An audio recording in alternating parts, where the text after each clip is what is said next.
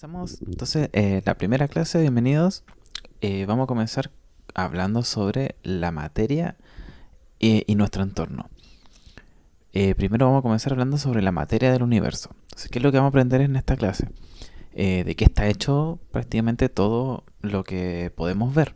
De qué están hechas las cosas, ¿sí? Cosas entre comillas. Todo lo que le decimos que sea materia. Bueno, vamos a ir viendo entonces a qué nos referimos cuando hablamos de materia. Entonces, para comenzar, todo aquello que esté compuesto de partículas, principalmente estas que llamamos átomos, es lo que va a estar compuesto de materia. Entonces, vamos primero a aprender qué es el átomo, de dónde viene la idea del átomo y de qué está constituido. La pregunta de qué está hecho todo aquello que nos rodea es una pregunta que viene,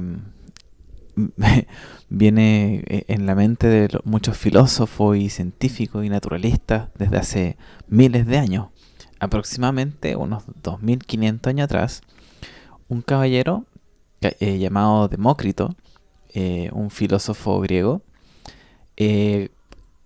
de cierta forma dice, él da esta idea, esta teoría sobre de que todas las cosas pueden ser descompuestas en partes cada vez más y más chicas hasta llegar a un punto, o sea, a un constituyente básico. Él hablaba del átomo. La palabra átomo se significa justamente sin partes. Ya, el prefijo sin, y tomos, creo que todos conocemos los libros, las enciclopedias que vienen en tomos, son sus partes. Entonces, esto era solamente una idea que estaba en su cabecita, de acuerdo a lo que él podía ver en lo que lo rodeaba, de que si yo dividía las cosas, una piedra, por ejemplo, una hoja, un trozo de, no sé, de pelo, cualquier cosa, si yo la iba dividiendo a la mitad, iba a llegar a un punto en que ya no la podía seguir dividiendo. De ahí nace el concepto de átomo. Ya, pero no existía una idea muy concreta, en verdad era solamente una idea, así como una idea. Que él dijo, no podemos dividir las cosas hasta cierto punto. Y esto se mantuvo de cierta forma, esta idea se mantuvo más o menos unos 1000 y tantos años. Hasta que muchos años después, ¿cierto? Se comenzó a estudiar la materia, o sea, todo lo que nos rodea, a través del método científico. Y para que apareciera el método científico tuvo que aparecer un fenómeno social que llamamos el Renacimiento. Ya supongo que muchos han escuchado hablar eh, por ejemplo, Leonardo da Vinci se considera uno de los grandes como científicos, inventores, ingenieros del Renacimiento. Y gracias a esto, de hecho, Da Vinci se considera mucho en esta parte de la historia, eh, se hizo que se estableciera esta metodología para comprobar ideas y poder saber cuando una idea es correcta o no lo es. ¿Qué pasa con el método científico al ir utilizándose para estudiar la materia o todas las cosas que están a nuestro alrededor? Se descubre, o sea, no se descubre, pero se va entendiendo mejor algo que llamamos los elementos. En esa época, estamos hablando de la época de Da Vinci, más o menos años 1500, se conocían elementos, o sea, se conocían ciertos compuestos que tenían propiedades bien particulares y bien concretas. Por ejemplo, el oro, el fierro. Se sabía que el bronce, por ejemplo, podíamos hacer el bronce al mezclar dos elementos, que son el cobre con el aluminio, me parece, o el fierro con... bueno, no importa. Entonces se sabía en esa época que existían los elementos. ¿Ya? El oxígeno se descubrió después. Principalmente eran metales los que se conocían en esa época. Les recuerdo, estamos hablando más o menos de los años 1500, ya hace 500 años atrás.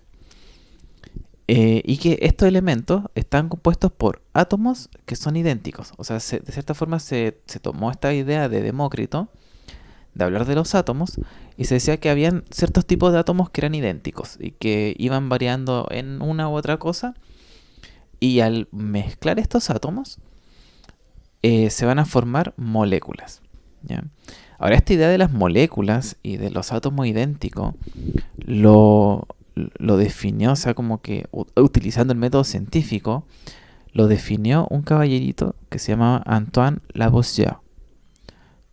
Lavoisier se escribe, ¿ya? Un francés. Él era un científico francés. Ahora, este caballero también está en una época bien interesante de la historia que viene después del Renacimiento, que es la Revolución Industrial. Ya después del Renacimiento ocurren muchas cosas en Europa principalmente, y Francia es como el epicentro de toda esta revolución entre Francia, Italia, un poco de Alemania, Bélgica. Empiezan a aparecer muchos científicos, y este uno de los grandes destacados de esa época, Lavoisier, Antoine Lavoisier, que determina esto. Bien. Entonces él fue el primero que empezó a hablar de moléculas que eran principalmente un grupo de átomos. De hecho, él creo que descubrió, voy a comprobarlo más ratito, el agua. O sea, el que teníamos el oxígeno y 2 hidrógenos. Se parece que no, porque el agua todavía no se descubría acá. O sea, el oxígeno. Y entonces le hablaba de moléculas, que podíamos mezclar moléculas y tener ciertas cosas, como el agua. Otra idea que él expuso es que los átomos, lo que varía uno de otro es su masa. O sea que vamos a encontrar átomos que son más pesados que otros. Ya esto en base a un montón de experimentos que él hizo principalmente con gases, en que obteníamos cantidades distintas al hacer reacción. Entonces él tomaba una sustancia, vamos a poner una sustancia A, la hacía reaccionar con una sustancia B, ¿ya? Y se dio cuenta que él podía obtener una sustancia C, que era la suma de la masa de A con B. ¿Ya? Y eso es como lo más básico de los experimentos que él hizo. Y en base a esto él logró darse cuenta que cuando descomponía, por ejemplo, cosas como esta, ¿cierto? Obteníamos, por ejemplo, el doble de gases de hidrógeno y la mitad de oxígeno. Ya, cosas así, o sea, hacía varios experimentos. Con eso llegó a esta idea de que los átomos son como una misma cosa, entre comillas, pero que van variando su masa, para hablar de diferentes elementos. Entonces, a medida que aumenta la masa, se descubrió que cambia, o sea, vamos a encontrar ciertas propiedades que se van repitiendo. Eso le decimos una periodicidad. O sea, que después de cierto periodo en que aumentamos la masa de los elementos, se van a ir repitiendo algunas propiedades de los átomos. Ya más adelante les explico más sobre estas propiedades que se repiten. El problema es que a medida que se iban descubriendo más cosas de los átomos, nos fuimos dando que eran muchas más cosas las que teníamos que saber de los átomos. Y una de esas cosas era su estructura, cómo estaban hechos, qué eran, qué color tenían, no sé, todas esas cosas que se preguntan los científicos. Cada vez que se descubría una cosa aparecían 10 dudas más que querían saber estos científicos. Entonces se comienzan a crear los modelos del átomo. Hay una cosa que se me fue, es que esto de la periodicidad de los átomos lo descubrió este caballero que está acá, a la derecha, que se llama Mendeleev. Mendeleev. Él era un ruso. Bueno, en esa época no existía Rusia como ahora, pero de la zona rusa. Era un imperio, no me acuerdo cuánto se llamaba ese imperio en esos años. Estamos hablando ya aquí de mediados de 1800, finales de 1800, que Mendeleev propone esta periodicidad en los átomos y hace el primer bosquejo de lo que es la tabla periódica que conocemos hoy. Entonces, en resumen, después de todas estas ideas que fueron surgiendo una detrás de otra a lo largo de muchos años, de hecho de acá del primer punto al otro hay 2000 años, llegamos a la conclusión de que toda la materia, todas aquellas cosas que podemos ver con las que podemos interactuar están compuestas de átomos. ¿Ok? Pero aún nos quedan muchas dudas que resolver. Entonces yo le hablé de los modelos atómicos. Los modelos atómicos son básicamente formas de estructurar, o sea, de cómo entendemos la estructura del átomo. Uno de los primeros que planteó un modelo fue John Dalton en el año 1800. Estamos hablando 200 años atrás, un poquito más de 200 años atrás. Pareciera no fuera mucho en la escala de la edad de la Tierra, por ejemplo, o la cantidad de años que ha estado el ser humano rondando este planeta. John Dalton lo que dijo, en verdad no fue nada muy nuevo. Dijo que la materia está formada por partículas muy pequeñitas llamadas átomos, refiriéndose a lo que decía Demócrito. Y dice que son indivisibles, o sea que no los podemos partir a la mitad, no los podemos seguir rompiendo. Por eso él toma este concepto de átomos de este griego Demócrito. Y que tampoco se pueden destruir. Hoy en día sabemos que esto está mal, o sea que no es así. Nosotros podemos dividir un átomo y sí se puede destruir. Se descubrió más o menos 100 años después de que John Dalton dijo esto. Pero lo importante es que John Dalton dijo que cada átomo tenía una propiedad. Como les digo, en ese entonces se conocían muy poquitos elementos que se sabía que eran elementos. Algunos de ellos eran el carbono, el hidrógeno y el oxígeno, ¿sí? Y él trabajó mucho con estos átomos y les daba como una especie de forma a cada uno, una simbología, tanto una simbología para el carbono, una para el hidrógeno, una para el oxígeno, y para las mezclas de estos también tenía unas simbologías medias extrañas. ¿Ya? Pero como sabemos esto está más o menos equivocado. John Dalton decía que el átomo era básicamente una esfera rígida, sólida, compuesta de materia, que lo único que variaba la del carbono con la del hidrógeno, decía que esta era más chiquitita, esta era más grande, esta era menos grande que el carbono, pero era más grande que el hidrógeno. O sea, esa era básicamente la idea de Dalton sobre el átomo. Más o menos eso se mantuvo por aproximadamente 100 años, en que mucha gente, muchos científicos, siguieron haciendo experimentos, pero como la tecnología hasta ese entonces no era muy buena, no había mucha forma de experimentar con cosas tan chiquititas, o más bien no se sabía cómo experimentar con cosas tan chiquititas, no hubo mucho avance. Y más o menos unos 100 años después aparece Thomson. No me acuerdo qué significa la JJ. Pero Thomson, siempre lo hemos conocido como Thomson solamente, él hace un experimento bien particular. Que tenía un tubo, una botella, imagínense una botella bien grande, en que en un extremo podíamos emitir una luz. Una luz. Y esa luz no era cualquier luz, algo que le decimos un rayo catódico. Thomson no sabía muy bien lo que era un rayo catódico. Bueno, hasta el día de hoy todavía hay como hartas dudas sobre eso. Bueno, pero sabemos que un rayo catódico es un rayo de partículas positivas. Ahora sabemos que esos se llaman protones, pero en esa época él sabía que era un rayo positivo que interactuaba con unas cositas que también son muy conocidas, que se llaman imanes. Entonces él, si ponía un imán acá, él se dio cuenta que si este era positivo, este rayo que también era positivo se desviaba, y si poníamos un imán con su polo negativo, se veía que se acercaba.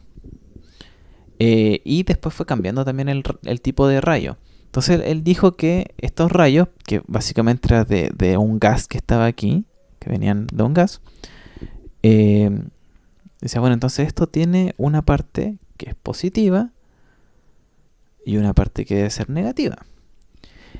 Entonces él dijo, bueno, entonces el átomo no es tan así una esfera sólida como decía Dalton, sino que es más bien una esfera que tiene partes que son positivas y partes que son negativas. Pero no les puso nombre. ¿Ok? Después viene, poquito años después, casi al mismo tiempo, este caballero que se llama Ernest Rutherford, ¿ya? Un alemán. Él hizo otro experimento bien particular sobre la estructura del átomo. Básicamente lo que él dijo es que todo lo positivo no se encuentra disperso en el átomo, sino que se encuentra en un núcleo, se encuentra al medio, y que la parte negativa se encuentra aquí afuera.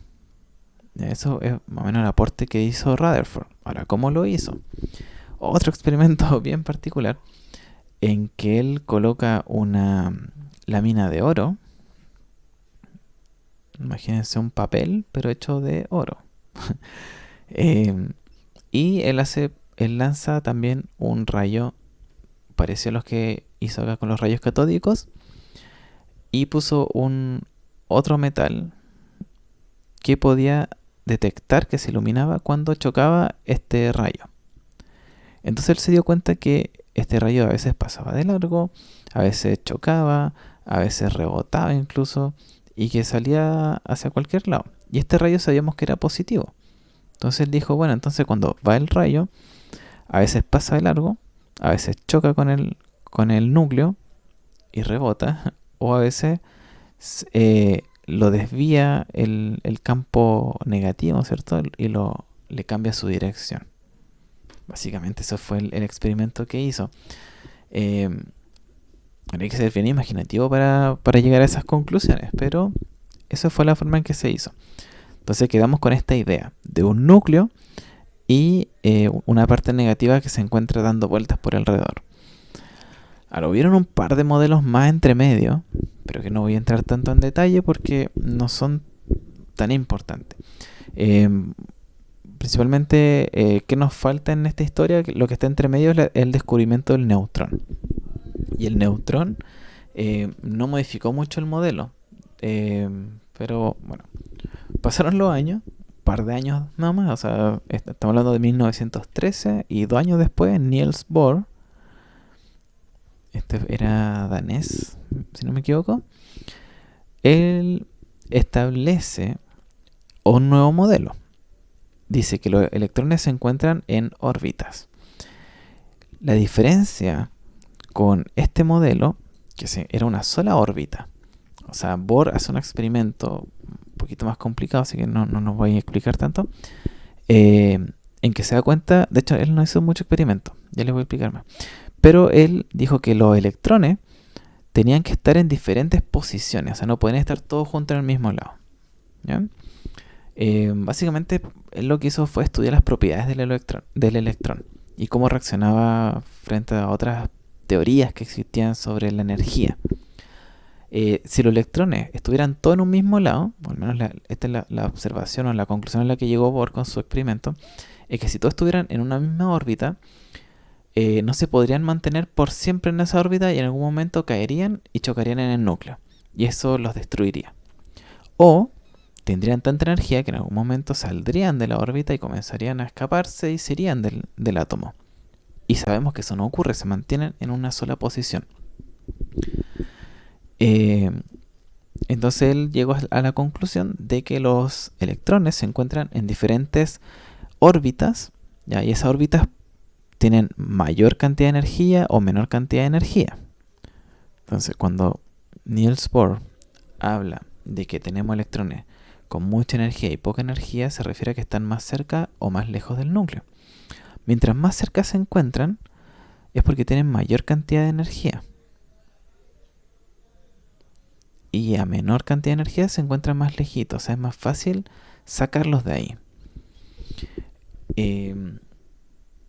Bueno, acá aparece un entendimiento mucho mejor de lo que es la electricidad y la luz.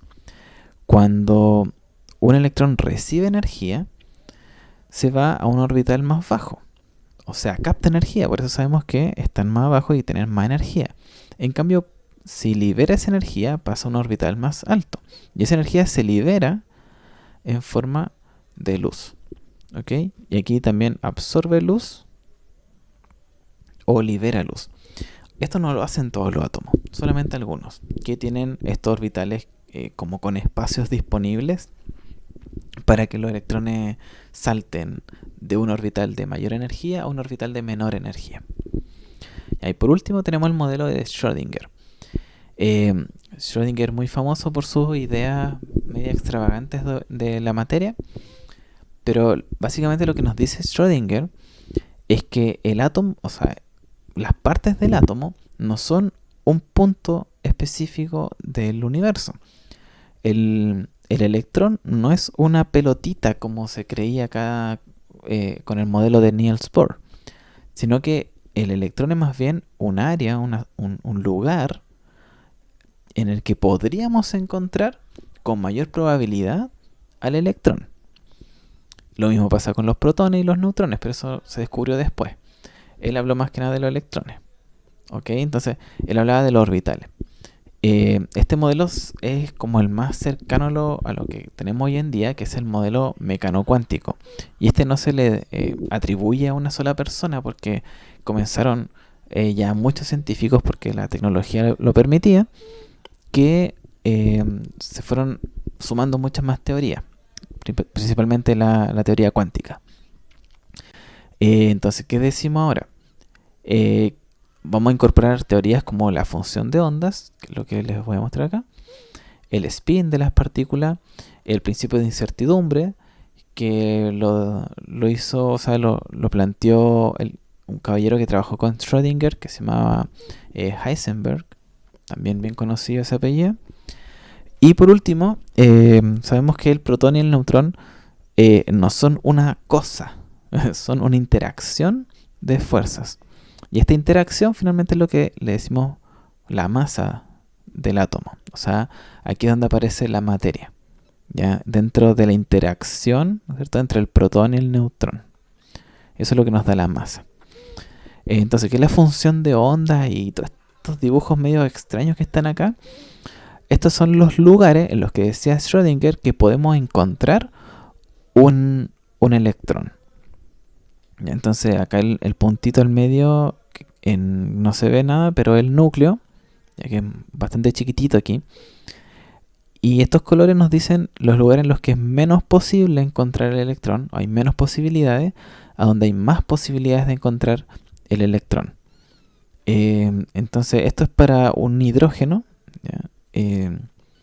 Hoy en día le decimos que este es el hidrógeno, o sea, este es el electrón del hidrógeno, o en otras circunstancias puede ser este, o puede ser este, o puede ser esto, y todo eso que están acá. ¿Ya? Entonces, hoy en día sabemos que el electrón se mueve, o sea, no es que se mueva, sino que puede estar en cualquier lado, está en todos lados al mismo tiempo, de hecho. Y entonces el átomo, este dibujo que está acá, que es como el más popular, en verdad está bastante equivocado. ¿Ok? Este dibujo del átomo que tenemos, que es como el dibujo clásico, en verdad no es el más apropiado, pero se entiende. O sea, se entiende la idea de que tenemos un núcleo, tenemos electrones dando vuelta por alrededor, pero en verdad esos electrones no se encuentran en un solo punto, sino que se encuentran como una especie de nube dando vueltas por alrededor del núcleo. Y ahí que el núcleo tampoco es una cosa que yo pueda tomar en mi mano. Entonces tenemos los componentes del átomo. Como vimos, el átomo principalmente tiene dos partes, el núcleo y su corteza. Cuando hablamos del núcleo, nos vamos a referir a lo que tenemos al interior del núcleo. Y aquí, como les dije, vamos a encontrar la principal masa. Todas las partículas que encontremos adentro del núcleo les vamos a llamar los nucleones. De ahora en adelante, o sea, nucleones significa cuerpos del núcleo. Esos van a ser el protón y el neutrón. ¿Cuál es la gracia del protón? Que posee una carga positiva. ¿Y qué pasa con el neutrón? No posee carga. ¿Bien? Por fuera de esto vamos a encontrar la corteza atómica, que va a ser una región, o sea, no es un puntito, sino que es todo el espacio, todo ese espacio que rodea el núcleo y que va a determinar el volumen del átomo. Y esto es bien importante porque un átomo que tiene más electrones va a ser mucho más grande que uno que tiene poquitos. Entonces va a estar compuesto por los electrones que van a orbitar y girar en torno al núcleo. Y estos poseen una carga negativa. ¿Ya? Que lo importante que sea positivo o negativo es que recuerden que los positivos con los positivos se van a repeler, los electrones, o sea, perdón, los negativos con los negativos también se van a repeler, y los que sean distintos, o sea, un positivo con un negativo, se van a atraer.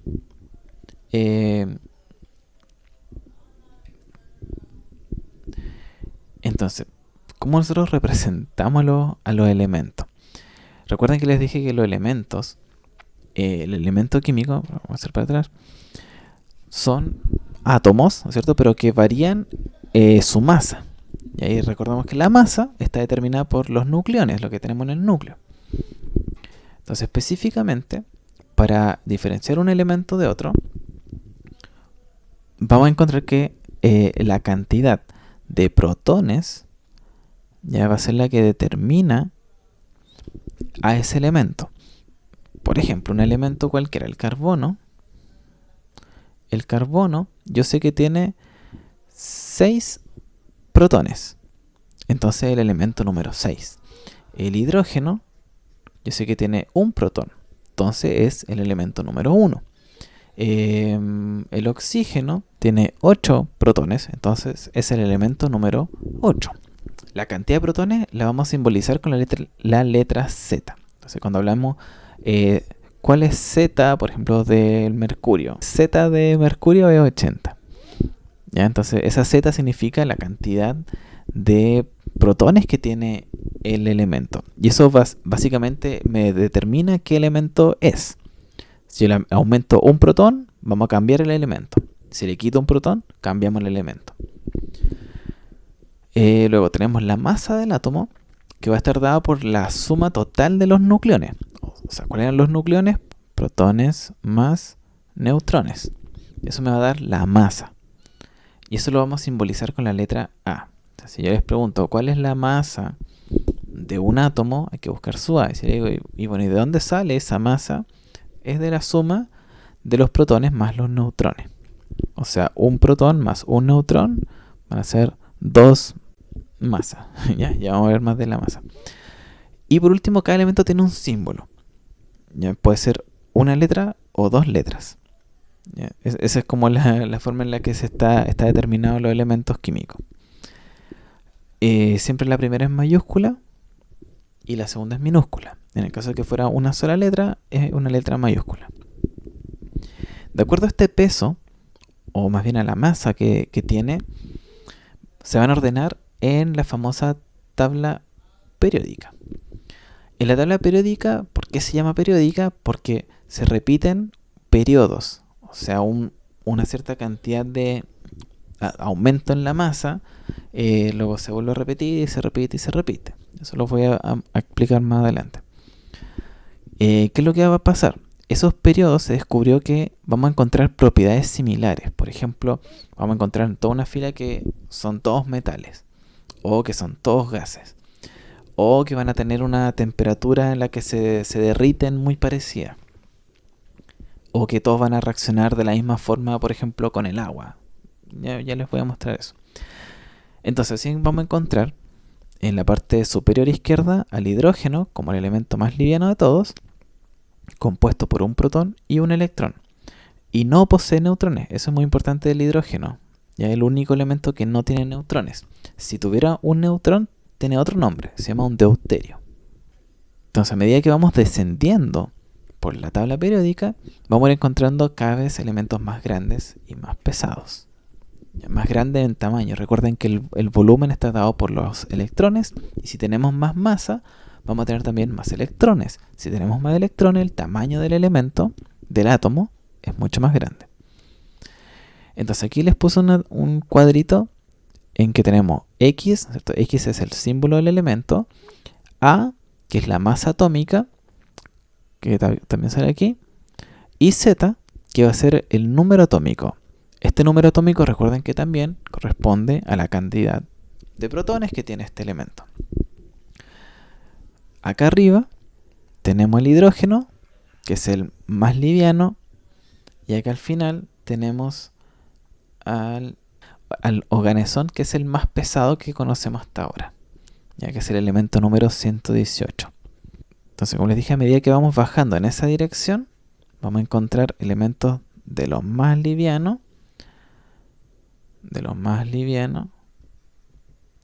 a los más pesados. ¿Ok? Y se van a ir repitiendo estas cosas que le decimos los periodos. ¿Dónde encontramos los periodos? Los periodos los vamos a encontrar, vamos a tener los grupos hacia abajo, y en la parte, en las filas de izquierda a derecha, vamos a encontrar los periodos. Periodo 1, periodo 2, periodo 3, periodo 4, periodo 5, periodo 6 y periodo 7. Los grupos también tienen características que se repiten periódicamente. Ya no crean que solamente los periodos por llamarse periodo. Esto lo pusieron así solamente para diferenciar una cosa de otra. Por ejemplo, en el periodo 1 vamos a encontrar solamente dos elementos, el hidrógeno y el helio. ¿Qué característica comparten? Que ambos son gases.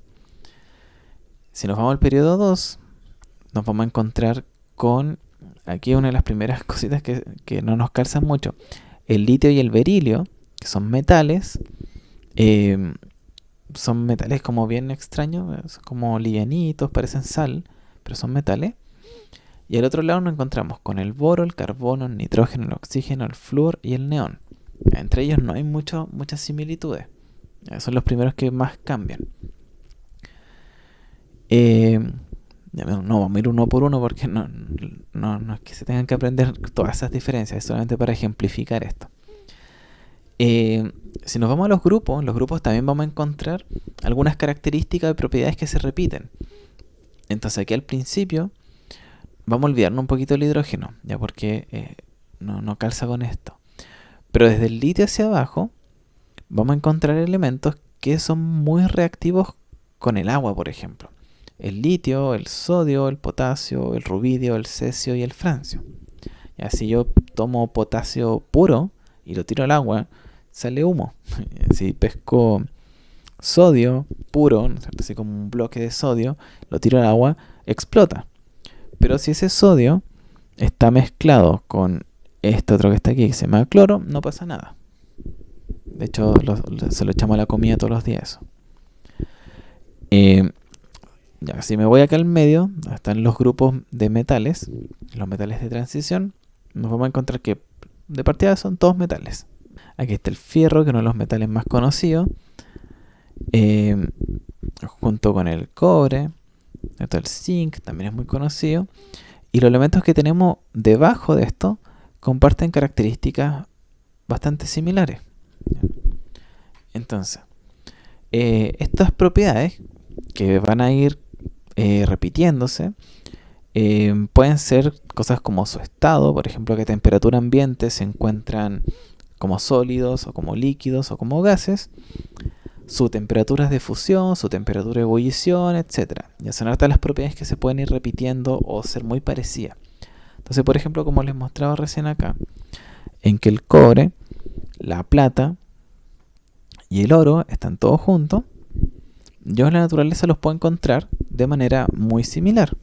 Una pepita de oro, perdón, esta es la pepita de oro, ya, es muy parecida, estoy hablando de estructura, al cobre y a la plata. Ya, lo único que las diferencia aquí es más que nada el color, como pueden ver acá. Otra propiedad, por ejemplo, que podemos se puede repetir harto, son los últimos que están aquí, que son los gases nobles. Como dice su nombre, son gases. Y también tienen otra propiedad que se repite, es que son nobles. Quiere decir que no se juntan con otros elementos, ni siquiera entre ellos. O sea, si yo pesco neón y argón, no pasa nada entre ellos, no forman moléculas. Y, por ejemplo, en este caso los gases nobles, que lo utilizamos para hacer estos letreros luminosos, tienen esa propiedad de que al pasar una corriente eléctrica se iluminan de distintos colores de acuerdo al elemento, y todos son gases. O sea, todos tienen esa misma propiedad de que son gases, se iluminan al pasar la electricidad, no reaccionan con otro elemento, entonces son muy muy parecidos. Y todo esto fue predicho, ya en los periodos fue predicho por este caballero Mendeleev que les mencioné en un principio, que fue el que inventó de cierta forma la tabla periódica. De hecho, estos últimos que están acá, que están en gris, se hacen en laboratorio y duran muy poquito tiempo. De hecho, se arman solamente unos poquitos átomos que duran un par de milisegundos y se destruyen solos. Pero antes de eso, hablando 100 años atrás, había muchos elementos que no se conocían. Por ejemplo, el radio que está acá abajo, el osmio, el iridio, ya que no lo conocíamos comúnmente. O sea, no se conocían. Y como sabíamos de estas cosas que se repiten las propiedades, cuando Mendeleev dijo, mira, acá debería quedar un espacio vacío, aquí debería haber un elemento que no conocemos, pero que va a ser muy parecido al rutenio. Va a tener propiedades muy parecidas al rutenio. Lo mismo pasa con el iridio, va a tener características o propiedades muy parecidas al rodio. Y también a los que están al lado, ¿no es cierto? A los que están en toda esta fila, ¿cierto? Tienen propiedades muy parecidas, y los que están en el mismo grupo también tienen propiedades muy parecidas, ¿no? Hay algunos que se escaparon también un poquito de este orden, y son los que se encuentran en esta tabla de acá abajito. Ya, ellos sí comparten unas propiedades entre ellos, entre los que están acá, ya que son los lantánidos y los actínidos. Estos son los lantánidos y los de abajo son los actínidos. De acuerdo al primero, lantano, lantánidos, actinio de los actínidos. Todos estos tienen propiedades muy parecidas. Todos los actínidos tienen propiedades muy parecidas y todos los lantánidos tienen propiedades muy parecidas. Y que se alejan un poquito de las propiedades de los otros que se deberían encontrar acá. ¿Ya? Entre medio del bario y el lutecio, y el otro entre medio del radio y el laurencio. Bueno, esos son los elementos, cómo los descubrieron, cómo se fueron haciendo a lo largo de la historia de los átomos. Entonces recuerden, todas las cosas están hechas de átomos, y esos átomos van a variar sus características de acuerdo a su peso, y esas características se van a repetir, van a ser muy parecidas a los elementos que se encuentran a su alrededor en la tabla periódica.